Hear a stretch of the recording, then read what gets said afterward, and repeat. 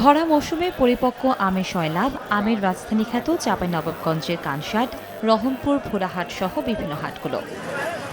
তবে 40 কেজিতে 1 মণ হলেও এখানে হিসাবটা অন্যরকম। চাষিদের অভিযোগ, আড়তদার ও ব্যবসায়ীরা সিন্ডিকেটে 52 থেকে 54 কেজিতে 1 মণ ধরা হয় আমের। কৃষকরা মণ প্রতি 14 কেজি বেশি দিতে না চাইলে তাদের সঙ্গে অসৎ আচরণ করা হয়। তবে এ নিয়ে ক্যামেরার সামনে কথা বলতে রাজি হননি আড়তদাররা। 45 কেজিতে মন হলে এটা সবার জন্য এটা মানে একটা উইন সিচুয়েশন হয়। যখন এটা অতিরিক্ত চলে যায় তখন চাষির জন্য অবশ্যই একটা মানে যার যে উৎপাদন সে যখন 52 কেজিতে দিবে তখন তার এটা যেন কমে আসবে। আমাদের অ্যাবনর্মাল কিছু ওজন আছে, সেটা আমাদের কেজিতে রূপান্তর করা উচিত।